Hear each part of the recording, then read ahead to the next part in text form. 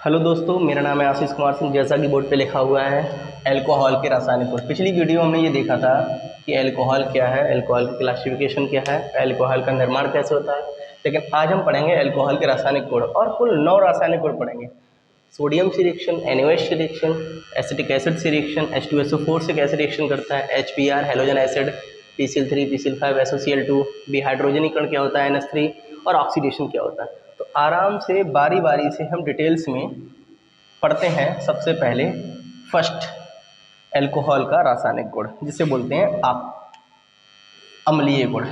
तो अल्कोहल चूँकि अम्लीय होता है इसलिए अल्कोहल की जब रिएक्शन सोडियम से करा अल्कोहल की रिएक्शन जब सोडियम से कराते हैं तो सोडियम इतना एक्टिव है कि हाइड्रोजन गैस को यहाँ से निकाल देता है। बनता है C2H5ONa, सोडियम इथॉक्साइड, और हाफ हाइड्रोजन बाहर निकल जाती है।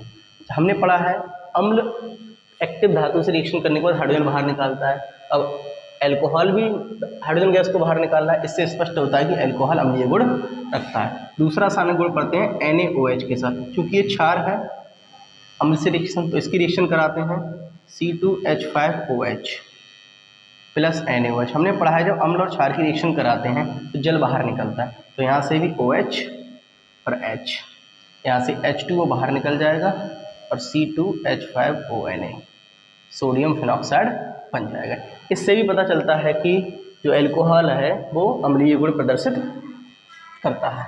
नेक्स्ट अगली देखते हैं H2SO4 से रिएक्शन। H2SO4 से रिएक्शन जो देता है ये 3 प्रकार की रिएक्शन देता है अलग अलग टेम्परेचर पर।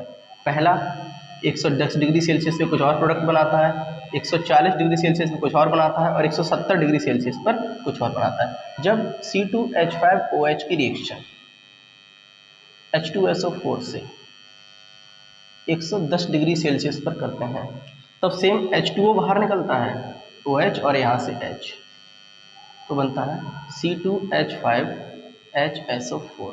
इसे बोलते हैं एथिल हाइड्रोजन सल्फेट।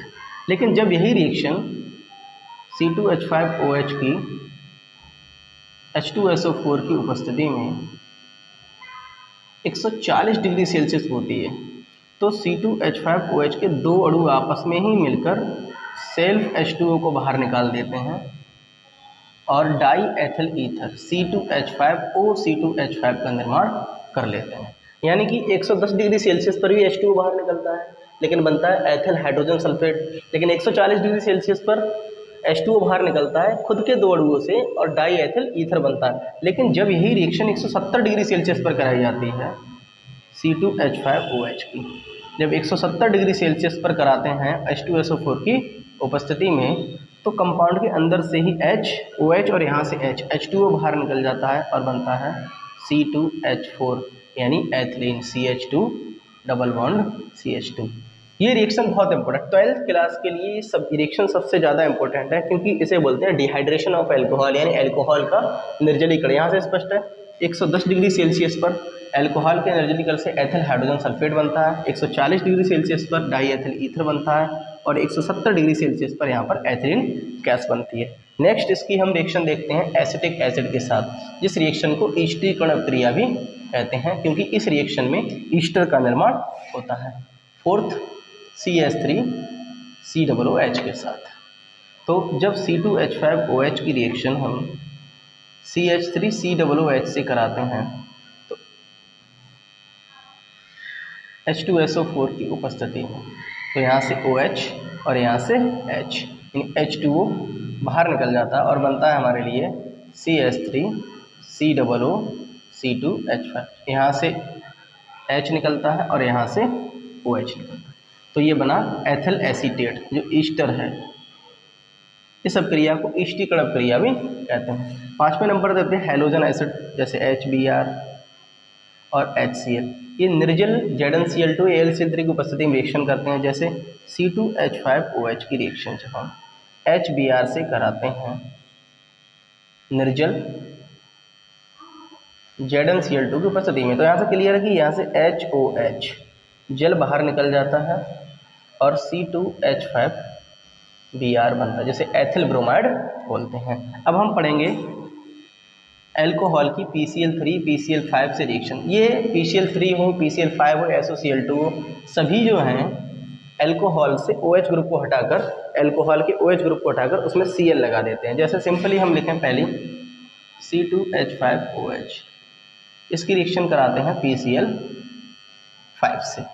तो हम जानते हैं OH को हटाना है, तो यहाँ बन जाएगा C2H5Cl प्लस यहाँ एक H है तो यहाँ से एक बनेगा HCl। जो बचा क्या, एक P बचा, एक O बचा और 3 Cl3 बचे, POCl3। नेक्स्ट साथ में देखते हैं C2H5OH की रिएक्शन SOCl2 के साथ।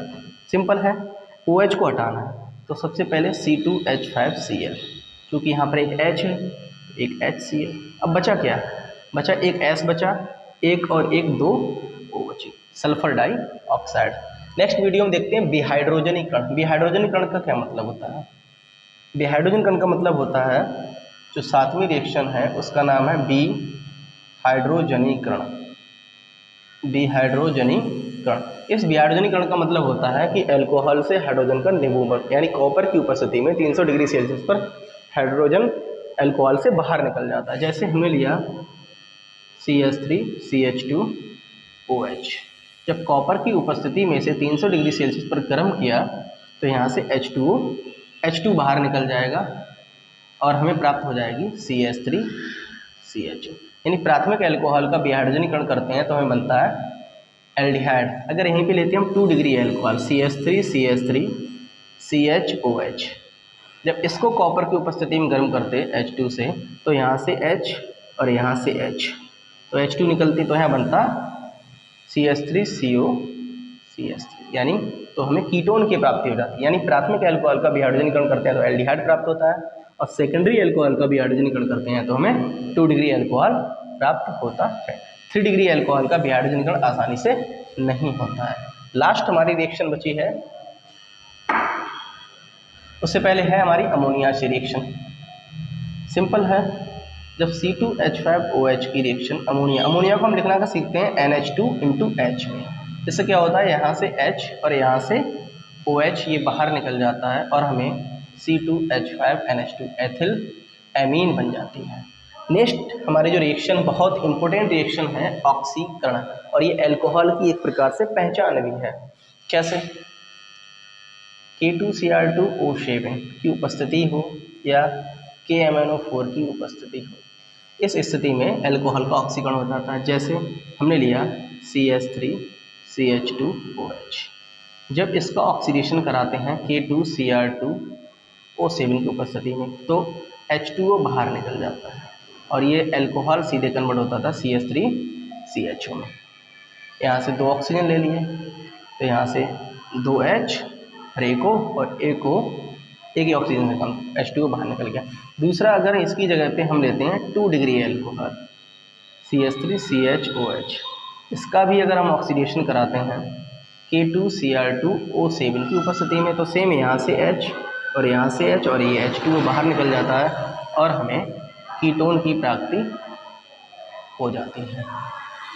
धन्यवाद। अगली वीडियो में पढ़ेंगे फिनॉल के बारे में। अगर आपको वीडियो अच्छी लगी हो, सही लगी हो तो लाइक करें, शेयर करें और सब्सक्राइब करें।